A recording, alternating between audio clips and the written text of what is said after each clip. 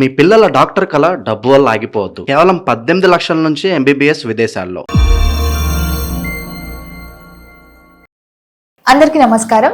ప్రస్తుతం మనతో పాటు ఉన్నారు ప్రముఖ జ్యోతిష్య వాచస్పతి బ్రహ్మశ్రీ పోతుకూచి చంద్రమౌళి శాస్త్రి గారు. గురుగారితో మాట్లాడదాం.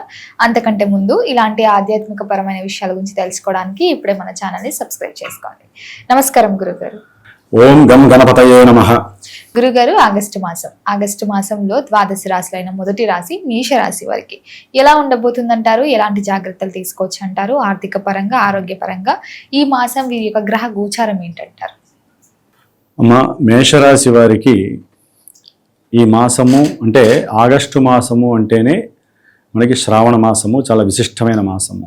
అయితే ఆగస్టు 12, 13వ తేదీ వరకు కూడా గురుమూఢమి నడుస్తోంది కాబట్టి వీరికి కాస్త ఆర్థిక వ్యవహారాల యందు కొన్ని శుభకార్యాలు జరగకపోవటము, ఇలాంటివి వృద్ధి అనేటటువంటిది కొంచెం తక్కువ స్థాయిలో ఉంటుంది. సరే, మేషరాశి వారికి మనకున్నటువంటి 12 రాశుల్లో 9 గ్రహాలు ఎక్కడెక్కడ ఉన్నాయి అనే విషయాన్ని మనం చూస్తే దాన్ని బట్టి మనకి అసలు మేషరాశిలో ఉన్నటువంటి అశ్విని, భరణి, కృత్తిక నక్షత్రాల వారికి, మేషరాశి వారికి ఈ మాసంలో అంటే వారి యొక్క జన్మజాతకంలో నక్షత్రము, పాదాలు కరెక్ట్గా ఉండి ఇదే మా జన్మరాశి అనుకుంటే చాలా వరకు ఈ ఫలితాలు వారికి టచ్ అవుతూ ఉంటాయి అమ్మ.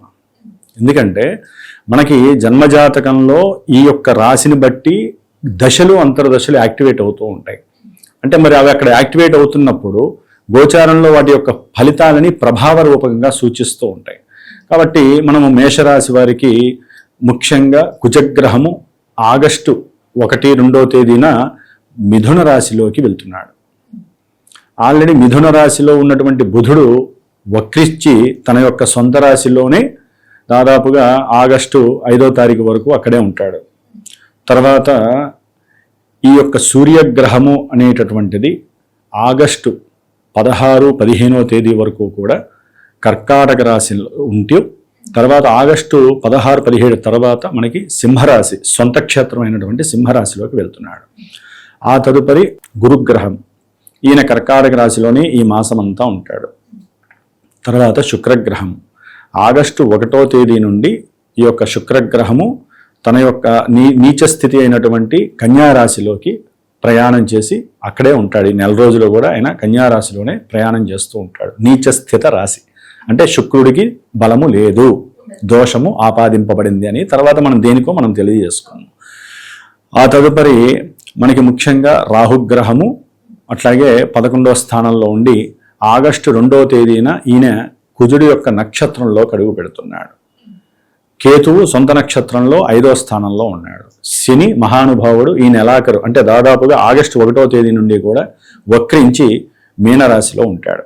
కాబట్టి గ్రహగోచార స్థితిగతుల్లో మేషరాశి వారికి కుజగ్రహము అట్లాగే సాధ్యంత వరకు రాహుగ్రహము, ఈ 2 గ్రహాలు మాత్రమే యోగిస్తున్నాయి. మిగతా గ్రహాలన్నీ వాటి యొక్క శక్త్యానుసారము చాలా ఇబ్బందుల్ని క్రియేట్ చేసే పరిస్థితులు ఉంటూ ఉంటాయి అమ్మ.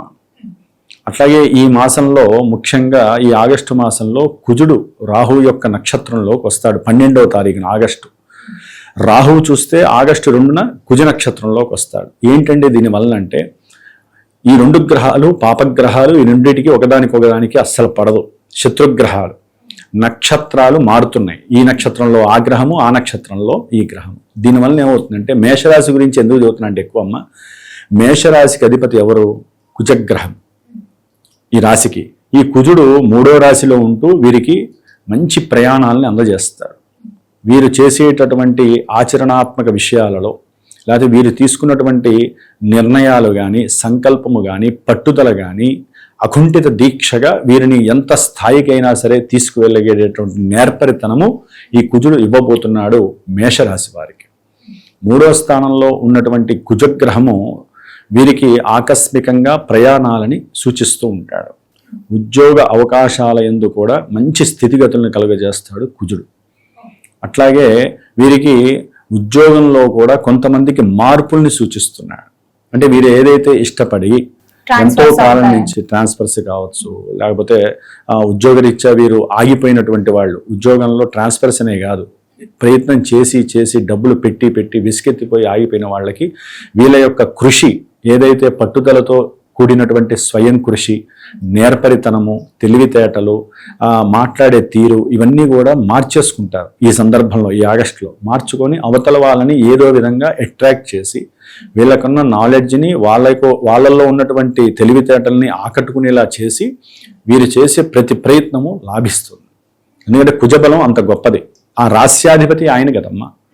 కాబట్టి చాలా హ్యాపీ. కాకపోతే ఏంటంటే కుజుడు రాహువు యొక్క నక్షత్రాల భేదం వలన వీరు కొంత సుబ్రహ్మణ్య ఆరాధన చేసుకోవటం ద్వారా ఈ శక్తి ఇంకొంచెం పెరుగుతూ ఉంటుంది. ఈ మాసంలో మేషరాశి వారికి ఈ యొక్క రాస్యాధిపతి బలం మాత్రము ఉన్నంతలో బాగుందమ్మా. అయితే ప్రయాణాలలో ఆకస్మికంగా కొన్ని మార్పులు, వీరు అనుకున్న ప్రయాణాలు చేయకపోవటము, ఇబ్బందులు కలగటము, ఇలాంటివి కొన్ని మార్పులు చేర్పులు కలగటానికి అవకాశం ఉంటుంది.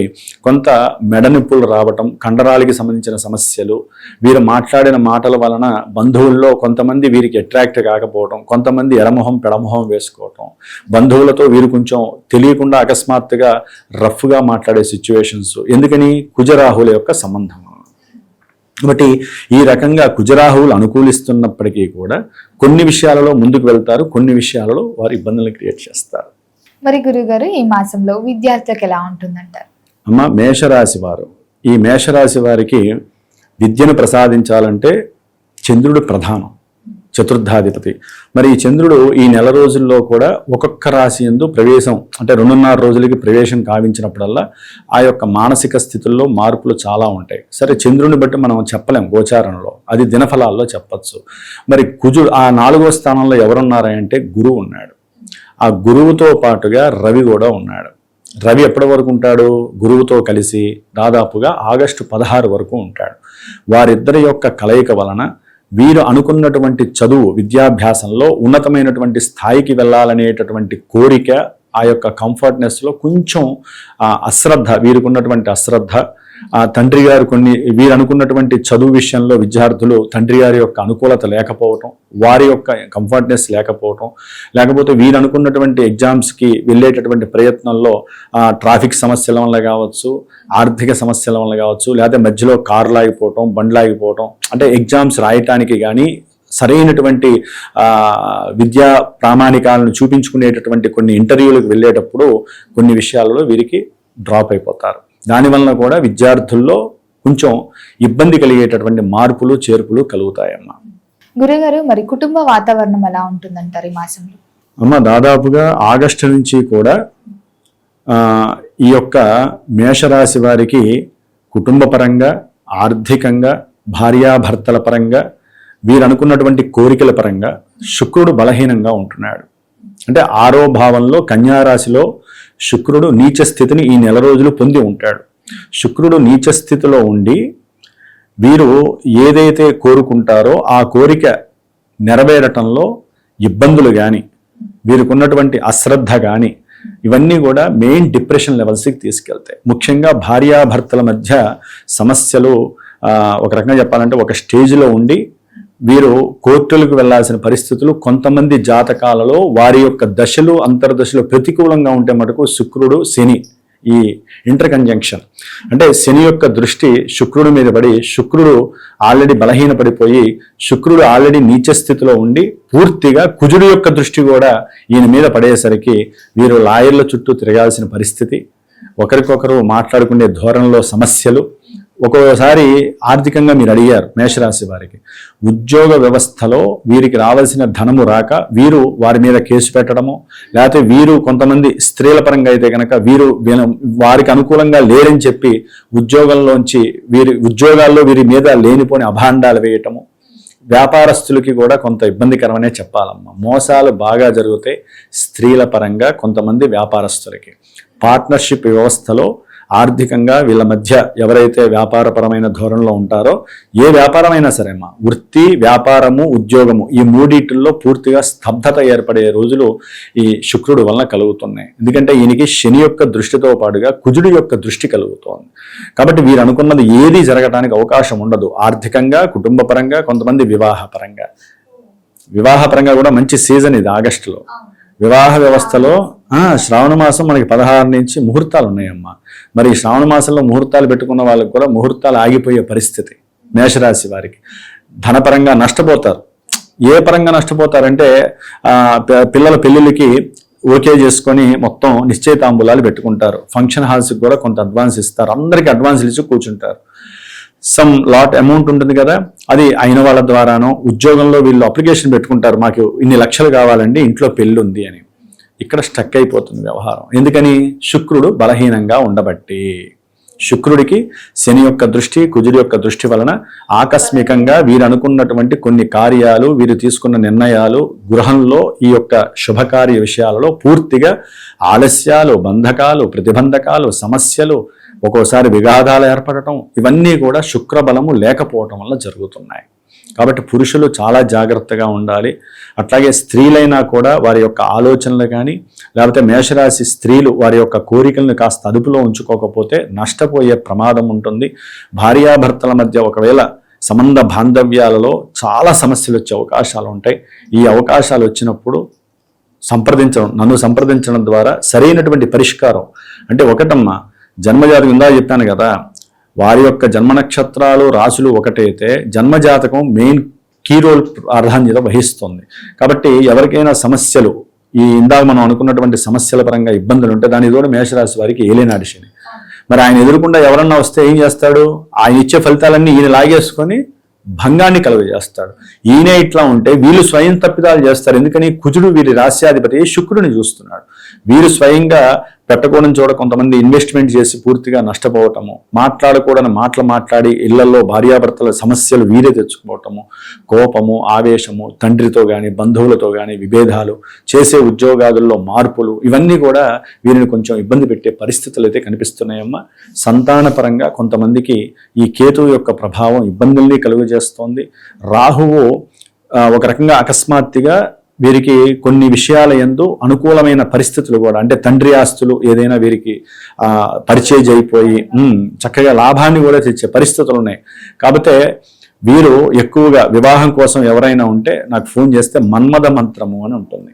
ఆ మన్మథ మంత్రాన్ని ఒక వైబ్రేషన్ థియరీ ప్రకారము చక్కగా సంఖ్య ప్రకారం, సంఖ్యలు ఉంటాయి కొన్ని, ఆ సంఖ్యలు రాగిరేకు మీద వేసి వాటికి గనక ఇన్ని రోజులని చెప్పి పూజ చేసి అభిషేకం చేసి ఆ బీజాక్షర మంత్రాలతో ఆ యొక్క ఎవరైతే వివాహం కోసం ఇబ్బందులు పడి వివాహం కావాలనుకున్నారో వారు గనక జేబులో పెట్టుకున్నా, పరుసులో పెట్టుకున్నా, తాయెత్తు రూపకంగా వారు వేసుకున్న ఆ శక్తి వీరికి చాలా మంచి సత్ఫలితాలను ఇస్తాయి.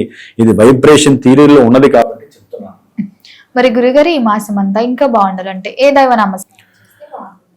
మా ఆర్థికము, వివాహము, కుటుంబ అన్యోన్యత, అట్లాగే అనుకున్న పనులు ముందుకు వెళ్ళటానికి, వీరు తీసుకునే నిర్ణయాలు కూడా చాలా జాగ్రత్తగా తీసుకోవటానికి ముఖ్యంగా అర్ధనారీశ్వర స్తోత్రము, అట్లాగే లక్ష్మీదేవి యొక్క కనకధార స్తోత్రాన్ని, వీటన్నిటికీ అదే ముఖ్యం అన్నమాట.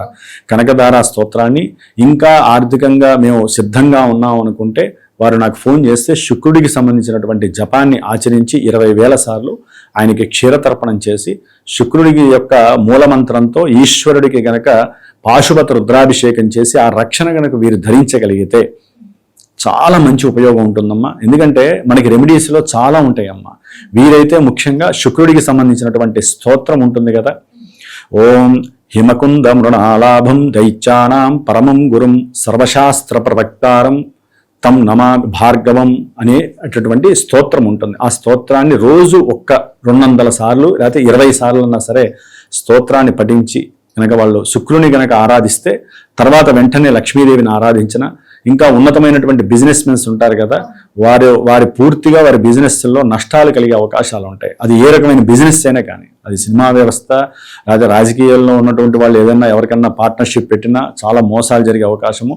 వీటికి ఏంటంటే శ్రీ సూక్తపరమైనటువంటివి జపాలు, హోమాలు, అట్లాగే లక్ష్మీదేవికి తామరపూలతో హోమాలు చేసుకోవడం, ఇలాంటివి చాలా రెమెడీస్ అమ్మా. ఇవేంటంటే వారి యొక్క జన్మజాతకంలో ఉన్నటువంటి స్థితిగతుల్ని బట్టి, అది లేనటువంటి వాళ్ళు వారికి జరిగేటటువంటి ఇబ్బందుల్ని కనుక మాకు తెలియజేస్తే నేను దానికి తగ్గ సరైన రెమెడీ చేసి నేనే వారికి ఆచరింపజేసి సరైనటువంటి మార్గాన్ని, దిశానిర్దేశాన్ని, దానికి సంబంధించినటువంటి రక్షణని నేను ప్రసాదించి కంపల్సరీ వారికి ఆ యొక్క యోగం కలిగేలాగా చేయటంలో, భగవంతుడు ఇచ్చినటువంటి శక్తిని మొత్తం దారపోయటంలో నేను సిద్ధంగా ఉన్నాను. గురుగారు, మొత్తం మీద ఆగస్టు మాసంలో మేషరాశి వారికి ఎలా ఉంది, ఎలాంటి జాగ్రత్తలు తీసుకోవాలో తెలియజేసినందుకు ధన్యవాదాలు. శ్రీమాత్రే నమః.